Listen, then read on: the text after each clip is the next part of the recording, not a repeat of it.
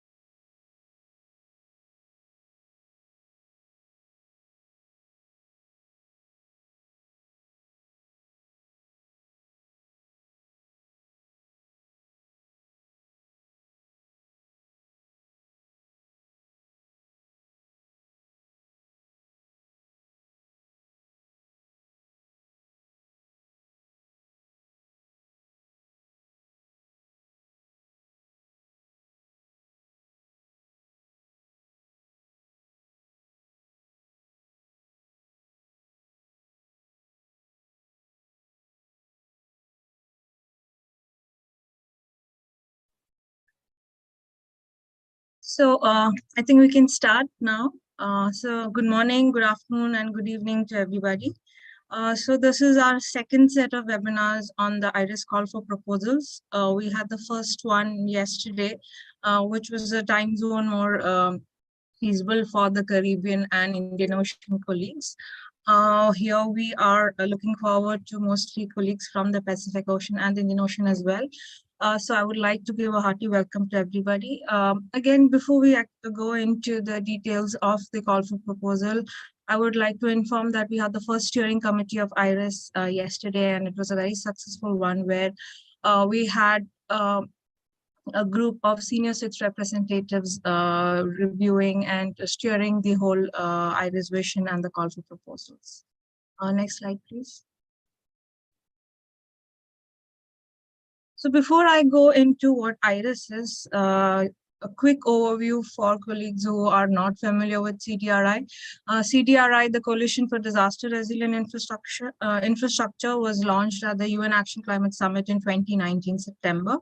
So CDRI is a coalition of multi-stakeholder partnerships, and currently the partnership stands tall with 31 countries and 8 international organizations. The overall goal of CDRI is to support in upgrading and retrofitting infrastructure for enhancing resilience with the overarching objective of sustainable development in the member countries. Next slide, please.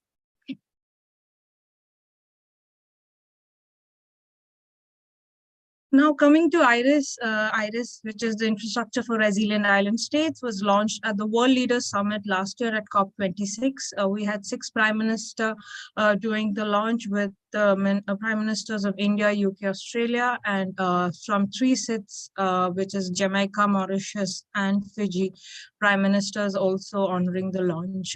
So IRIS is CDRI's dedicated initiative for small island developing states, but it's anchored on the guiding principles of complementarity and co-creation. Prior to the launch, there was an extensive 1-year consultation where we had, it was a co-curated process. We had stakeholders from the different SITs basically working together with us in actually envisioning the outcomes and the policies for IRIS. So IRIS is basically the only initiative of CDRI which is open to the non-members as well. So it's open to all the island states across the Caribbean, Pacific, Atlantic, and Indian Ocean regions. So IRIS aims to provide technical support on several issues around infrastructure systems and SITs, with the overall objective of ensuring that infrastructure is resilient, sustainable, and inclusive. Now, I would like to highlight the fact that IRIS is focused on soft solutions, soft interventions. IRIS does not support the construction or refurbishment of infrastructure, but the idea is to ensure, probably in the design stage, planning stage, or the maintenance stage, or operation stage, that our element of resilience is integrated and mainstreamed. Next slide, please. Now, post the launch in COP26, we entered into the inception stage again, where we did extensive consultations. We had regional consultations where we had one in the Caribbean along the sidelines of Latin American and Caribbean Climate Week, one in Fiji along with the review of the SEDA midterm review on resilient infrastructure, and also a session at the Asia Pacific Ministerial Council for Disaster Risk Reduction. So the whole objective of the regional consultations was to understand what the regional priorities are, what are the infrastructure challenges and opportunities in each region. So based on all the insights and learnings from these consultations and also other one-on-one consultations, we have come up with the vision statement for IRIS, where the aspiration is to equip SITs with the knowledge, partnerships, and tool for disaster and climate resilient infrastructure, and with the overarching objective of resilient infrastructure fostering sustainable development and enhancing livability in the island states. Now, IRIS is anchored on three interrelated outcomes, which is the first outcome is improving resilience of its infrastructure to climate change and disaster risk. Here, the focus is on risk governance, policy, and planning. The second outcome is on strengthening knowledge and partnerships for integrating resilience.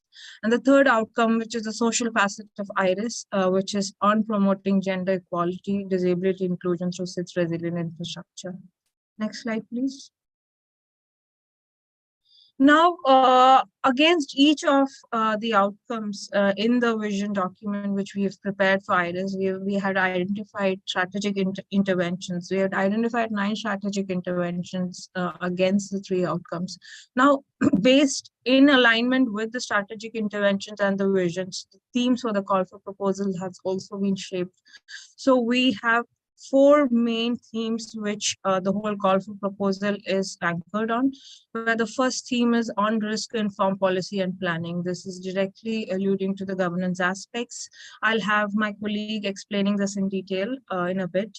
The second theme is on project implementation readiness, support for helping with project development and other aspects of project implementation. The third theme is on access to finance actions. Again, from several of our consultation, it's emerged that there was a need for supporting hand-holding island states with developing proposals for accessing other funds for infrastructure development. Though IRIS will not directly support the construction of infrastructure, but IRIS will support island states with accessing other larger funds for infrastructure development, but ensuring that resilience becomes the key lens with infrastructure is planned, implemented, and operated in the island states. And the last theme is on inclusion, ensuring that infrastructure is about the people, about infrastructure accesses and services, ensuring that it's accessible to all vulnerable and disadvantaged groups. So these are our 4 themes, and we are really excited about this call for proposal. Now I'll hand over the floor to my colleague Agat, who will deep dive into these themes and give you an overview of what are the different kinds of projects that you can design under this call for proposal. Thank you, and over to you, Agat.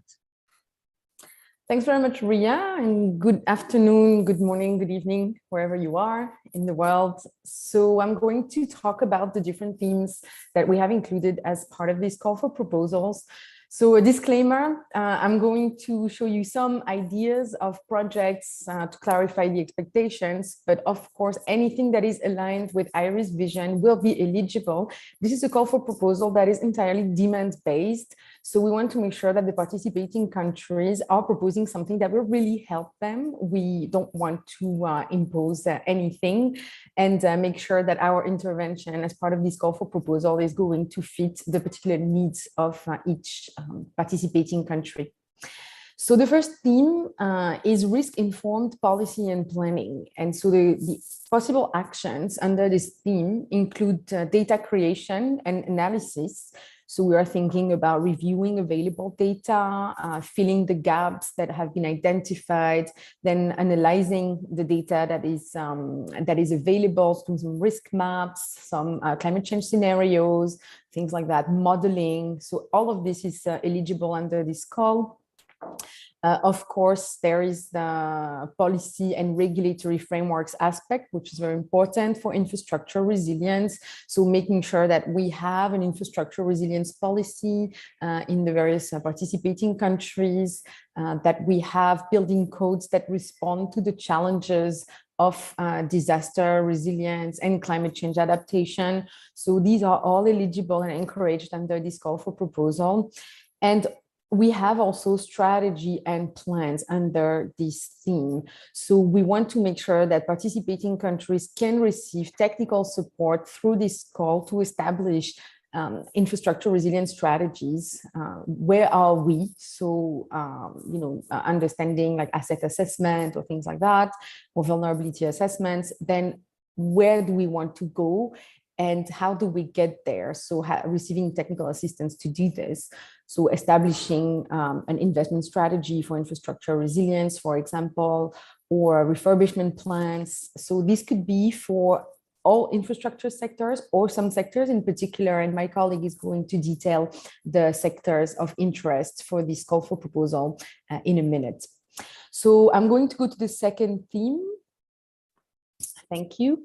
So the second theme is implementation readiness. So here we are really in institutional strengthening territory to make sure that the practitioners of infrastructure have a good understanding of resilience, not only in terms of challenge, but also in terms of solutions.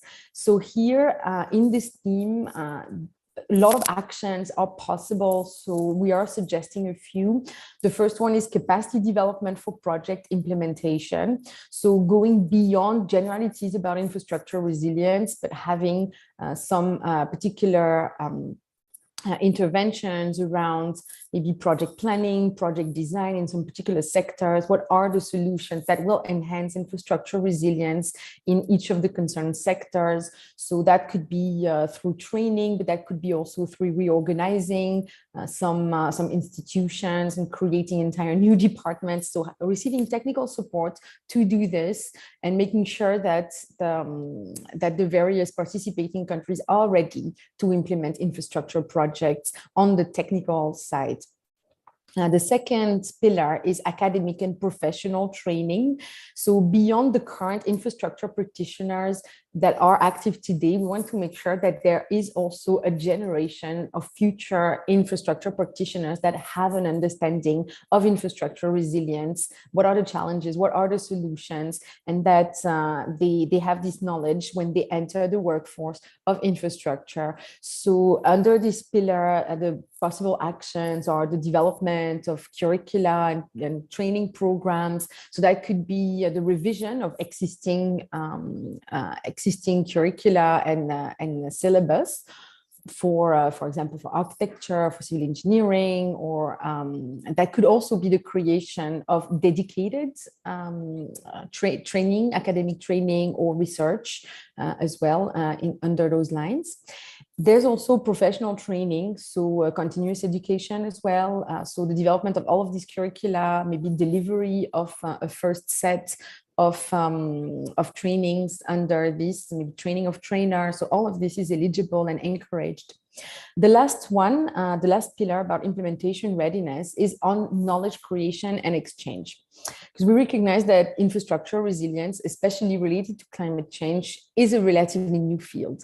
And so there are some solutions that have been developed outside of the island space. So we want to encourage the adaptation of these solutions that have been implemented elsewhere in island countries. So here we encourage piloting, for example, but also we want to make sure that we can tap into indigenous knowledge and practices to create local solutions to infrastructure resilience in the face of disasters and climate change. And so for this, we are also opening the possibility of piloting, training, research that is very local, very adapted to the context, to make sure that we have some knowledge that is relevant to each of the participating countries. So implementation readiness has to do with the practices, but also with the knowledge. And so any proposition along those lines will be very welcome as part of this call for proposal.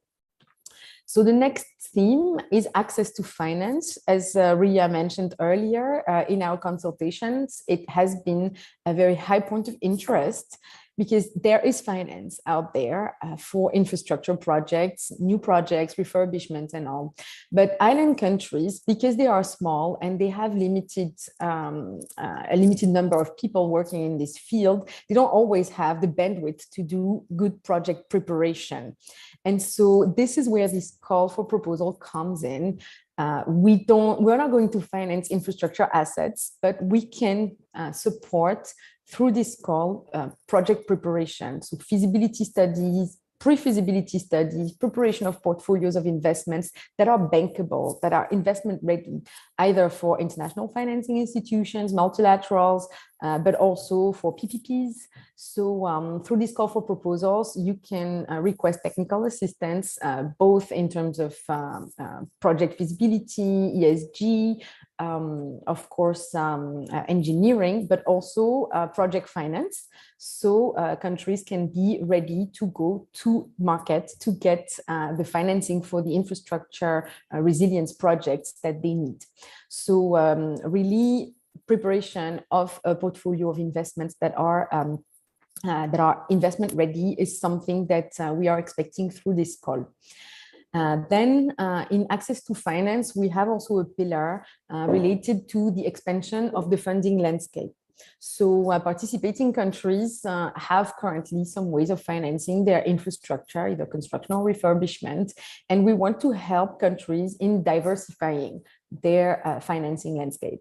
So that could mean, for example, like starting PPPs if it's something that's not currently in the country. So by maybe adapting the regulations or preparing some countries that would be particularly fit, or promoting PPPs among the private sector players in the region. So anything is possible in this theme, but also going beyond public-private partnership to access other sources of finance. So that could be carbon financing, that could be, of course, other types of climate financing. There's also loss and damage financing that is coming. So preparation to access this fund, even if it's very new, is something that we can tackle through this call for proposal, because we will have 2 years of implementation. So it's the right time to get ready.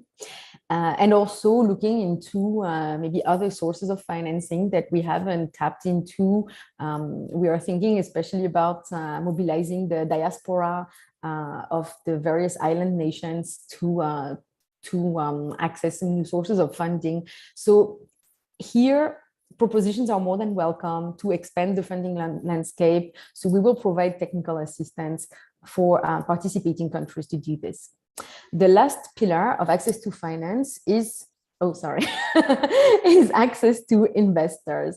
So here we want to address the fact that in most island states, you don't have a representation of financing institutions.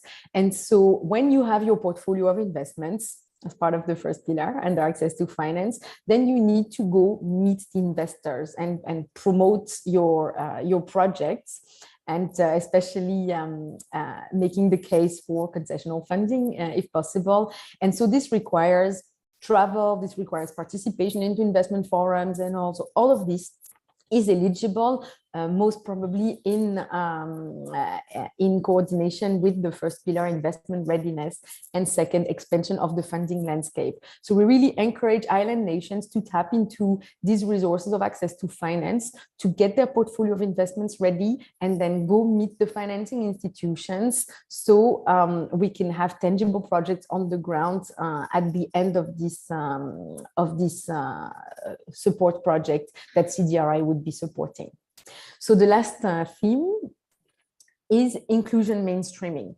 So here it's important to mention that we can have standalone inclusion-focused propositions, but also we would welcome having inclusion-focused activities as part of the other capacity building or institutional strengthening propositions.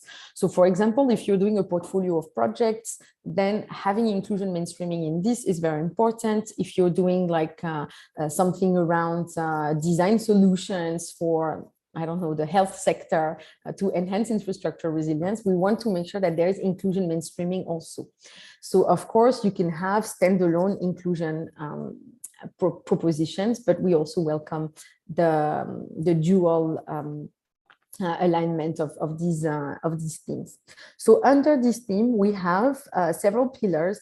First one is inclusive policies and plans. So if you remember in the first theme, there was something on policies for infrastructure resilience. So definitely, if you're going into this space, we would expect that your policies also address inclusion mainstreaming. If you want to develop an infrastructure policy that is focused on inclusion and resilience, this is something that that would be entirely eligible and encouraged under this call. Same for planning, like doing infrastructure resilience plans. We need to make sure that they include some inclusion considerations.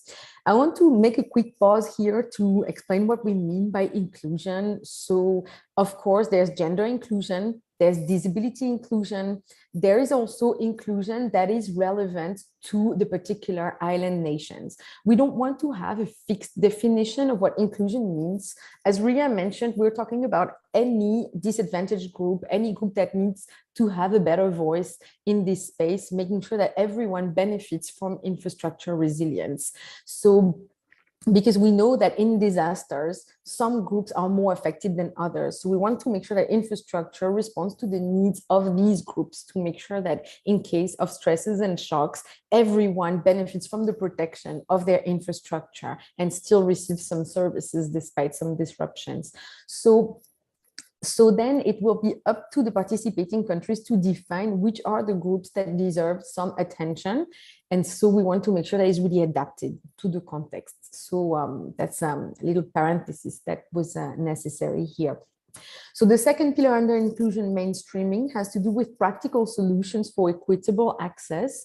So here we want to make sure that we don't stay at policy level, but that we are talking about particular elements of project planning, project design, project construction, infrastructure operation and maintenance that will enhance equality of access to the infrastructure services. So here we are looking into potentially adapting some inclusion solutions that have been developed elsewhere, or developing location-specific solutions as well. So that could be research, piloting. So anything's possible here to get to tangible access.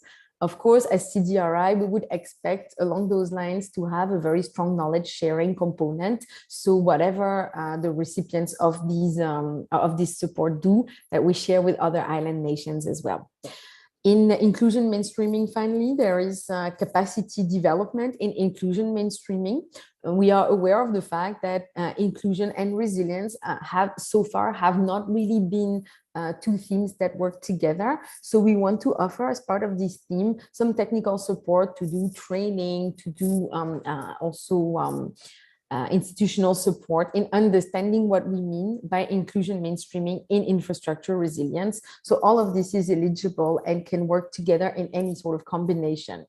So I am going to stop here by saying that other possibilities other propositions are welcome. If you're not sure if that would be eligible, don't hesitate to reach out to us. You have our contact information on the IRIS website, and we will be happy to clarify anything, including in the questions today. So now I'll hand over to my colleague Soham, who is going to talk about the various sectors and the timeline for the call. Thanks. Thanks, Agat. Good morning, good afternoon, good evening, everyone. I'll just quickly touch upon the eligible sectors for this call for proposal. So at CDRI, we have already established the critical infrastructure sectors where CDRI will work on. But throughout the last couple of years of consultation, it was constantly highlighted to us how coastal infrastructure and tourism is quite critical for SIDS. So we have added that also in this call for proposal. So like Agat mentioned, your propositions could either be focused on one of these sectors or it could cut across multiple sectors. So the sectors that we are listing down include ICT and multi-hazard early warning systems, transport, water, social infrastructure, where we could consider housing or schools or hospitals. Along with that, we have power, housing, and like I mentioned, coastal infrastructure and tourism infrastructure related to tourism. Moving forward, I will quickly explain the timeline of this call for proposal. So as you must be aware, we have launched this call for proposal last month at COP27. And in the first stage of expression of interest, we are expecting the interested applicants to basically submit a one-pager IDR note.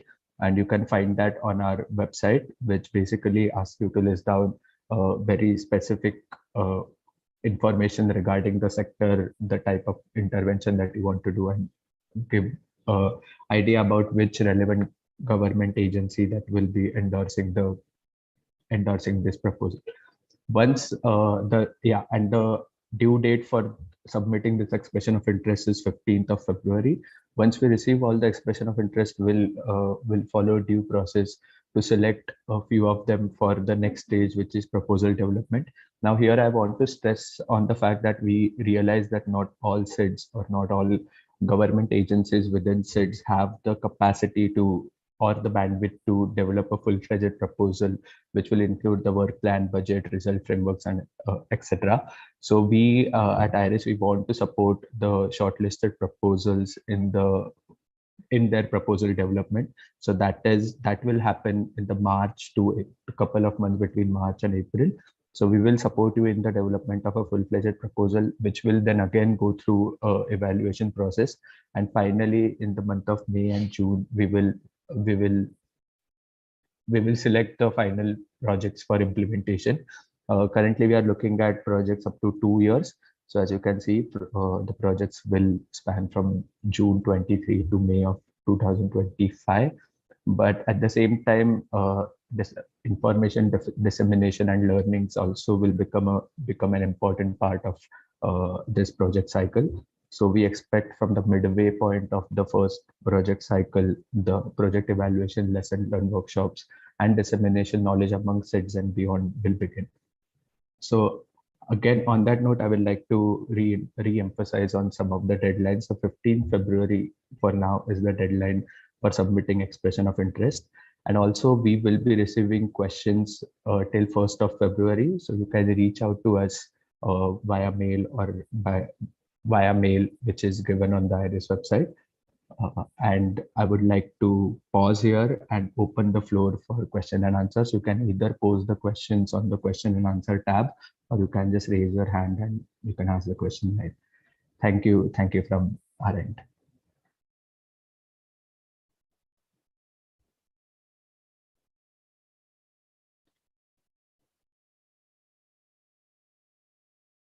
Thank you, Soham, for that presentation. Thank you, Akat. I think we'll take questions now. So I'll start with the questions that have been put in the Q&A box. So the first question is, the call for proposal says regional bodies or international organizations will receive funds on behalf of beneficiary countries. Does IRIS choose these organizations, or should these be put forward as implementing partners in the EOI? So thank you for that question. So IRIS will not be choosing these international organization. What we would request you is if you have any proposal or idea or concept in place, you reach out. If you are an international or regional organization, you reach out to the relevant governments, and basically it's a discussion you have with the nodal government agency who will be the primary applicant for this project. So in the EOI stage, we have put an option for the government to mention who the implementing partner will be for the proposed project. But again, that's not a mandatory option at this stage, at the EOI stage, and there's no extra credits or marking being given. But the idea is once the UIs are shortlisted and we basically support the island state, the government agency in identifying implementing partners if they have not identified as yet. So that's the process, but it's perfectly normal if the government agency already knows who they want the implementing partner to be. So we would really encourage you to reach out to your networks, which are government agencies or departments, and then together try to be part of this from the EOI stage itself. And I hope that's clear. What is evaluation criteria? So we are still working on the evaluation criteria.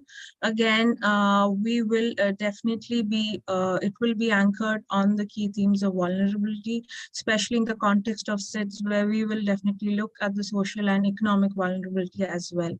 In the UI stage, it's very basic, which the criteria has also been mentioned in the proposal document.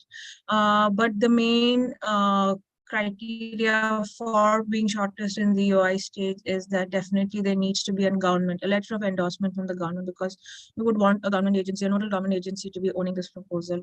The criteria for the proposal evaluation is something which we are still working on, and we will be putting it out there. So bear with us on that. We will please keep an eye on our website. There'll be constant updates on that. Is there a recording of, yes. So yes, there is a recording of this webinar and also the webinar we did yesterday, both of which will be uploaded on the IRIS website. So you can use that link to share it in your network. And also I would like to highlight that we will be taking questions till the 1st of February. So if you have any additional queries, please write to the email ID, which is iris@cdri.world. And we will be there to respond to your queries. Also, we have an FAQs page on the IRIS website, and we will be updating it post these webinars, where we will be incorporating the additional questions that have come in. So yeah, that's that. Thank you. Is there, the next question, is there a co-funding? Is co-funding a requirement or an expected criteria? And if so, by what percentage, cash or in kind? So there is no specific criteria as such with respect to co-funding. Only thing I can mention right now is that co-funding is definitely an option. It can be part of a larger project, or there could be a consortium that's looking at bidding for this project. So co-funding is a project, but it does not give an upper hand or any kind of enhance. But yeah, so that's the information I can give at this point. But as I said, we will get back with the evaluation criteria. But at the UI stage, nobody has to worry about the evaluation criteria. It's only for the proposals we'll be having a detailed evaluation. And again, would like to highlight, there is a detailed document, call for proposal document on the IRIS website, which has the evaluation criteria for the EOI shortlisting. Can I apply with multi-themes? Yes, as long as you can rationalize your project, it can cut across the different themes. Like Agat mentioned, it could cut across the sectors and also inclusion and the other themes. But the idea is, which of the themes, even in our UI forms, if you have seen it, we have given options of selecting different themes and sectors. So it can be multi-themes. Thank you. What are the terms mean by regional international bodies implementing partner? So if I think I've understood this question right, by regional or international bodies, we basically mean the not-for-profit organization, which includes the international NGOs, the civil society organizations, academia, universities. So these are the bodies that are eligible for being coming on board as implementing partners as part of this proposal.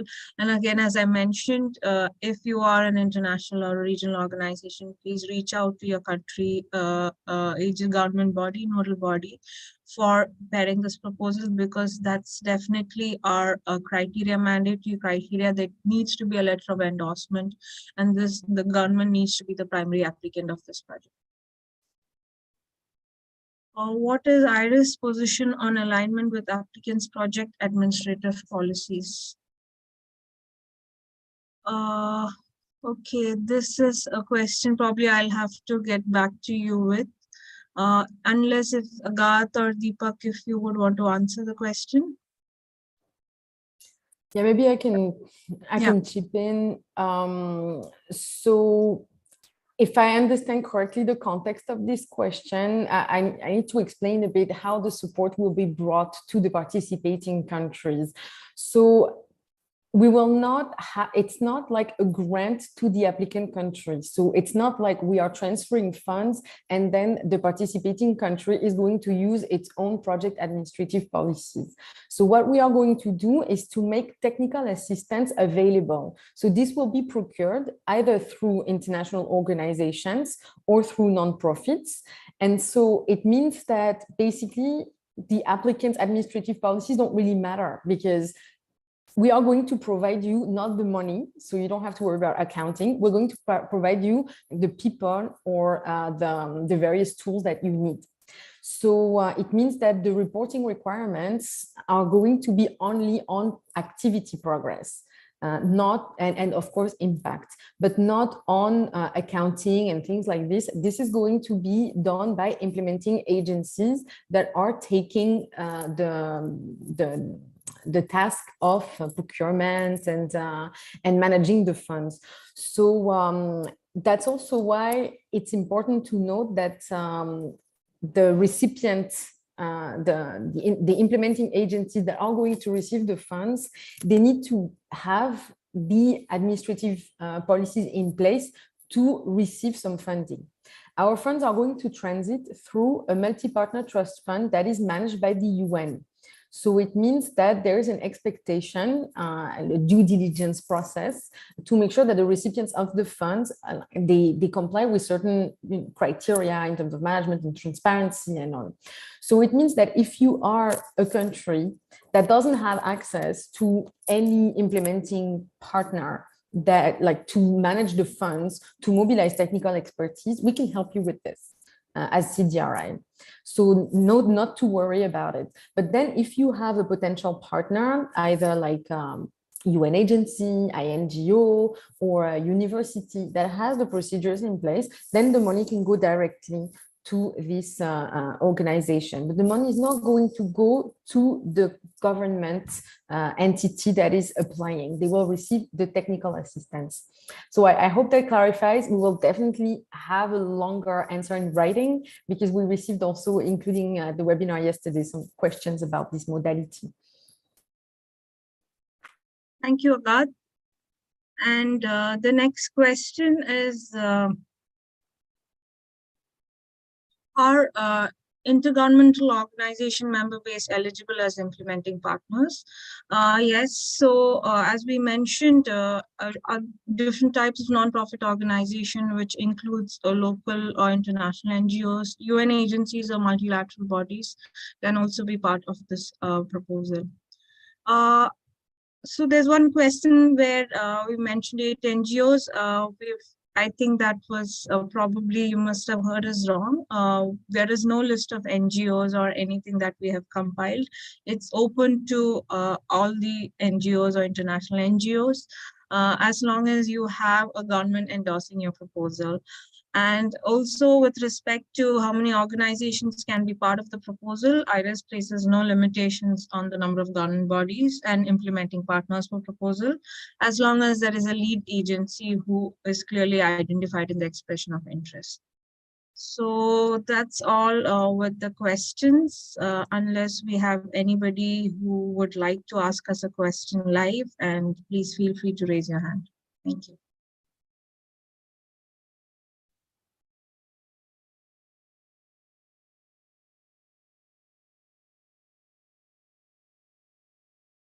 I guess that's it. Okay, there's one more question that's come. Okay, can one country government present more than one proposal?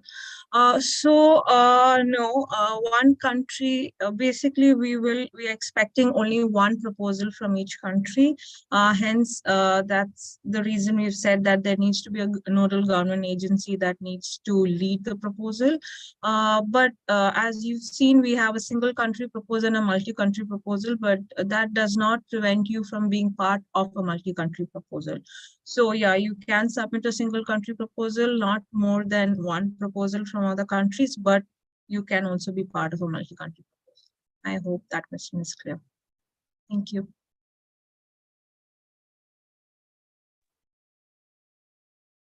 In just a clarification on the last question, I mean, there's not a firm limit on the number of proposals that one country can submit, but then when we select the shortlisted applicants, then there will be only one per country.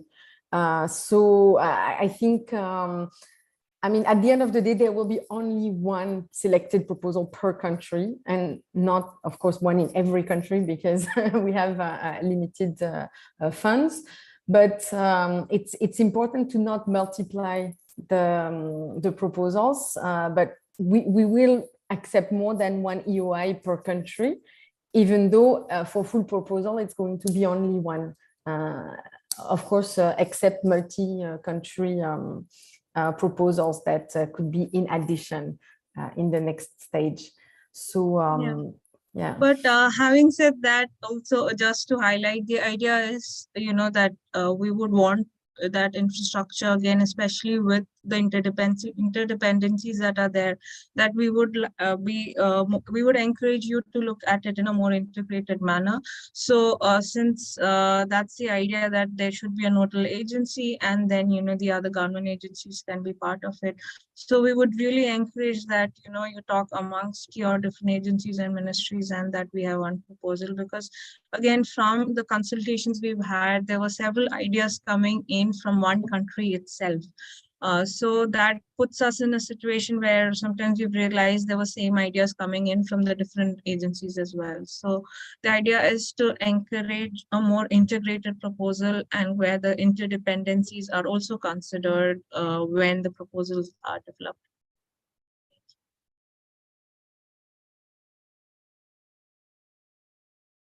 So the number of proposals we are selecting, definitely there will be a main element of diversity that will be considered, and also to ensure there is a proper geographic spread. Like we broadly divided the regions into three, where we have the Pacific, Caribbean, Indian and Atlantic Oceans. Definitely, we are looking at 2 proposals per region, but the idea is to, depending on the themes and the proposals that come forward, we will look at probably maybe 8 to 10 proposals, but again, that's not set in stone. And also with respect to the funding that's available, we've mentioned for a single country project, anything from 150,000 to 500,000, and for a multi-country proposal where you have to have a minimum of 3 seats, it's up to 750,000. So that's the individual proposal budget that has been assigned, and yeah. So the total projects will totally depend on the variety and the diversity of projects that come in, but we'll definitely ensure that there is coherence and also a parity maintained with respect to the themes and the regions.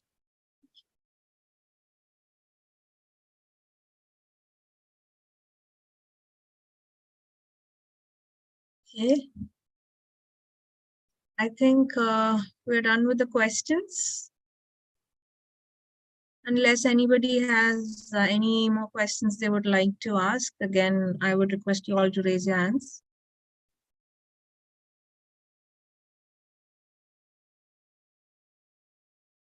Thank you. So that I think I'll close the session now. I would really like to thank you all for your participation. Again, the IRIS team, myself, Soham and Agat, we will be open to any questions. Please feel free to reach out on our email ID iris@cdri.world, and also like I mentioned, please keep an eye on the website for the updates on IRIS, and also the FAQs will be updated based on this information webinar. Yes, Soham? Yeah, and this session also is on YouTube, so you can, if you want to share it amongst your colleagues. So we will also update it on our website, but it will take a couple of days. So if you want to immediately share it with your colleagues, then you can go to CDRI's YouTube channel and you will find the recording there. So yeah, on that note, I think we can close this session. Thank you so much. Thank you, Soham. Yeah, thank you. Thank you all. Thank you. Looking forward to reading your EOIs.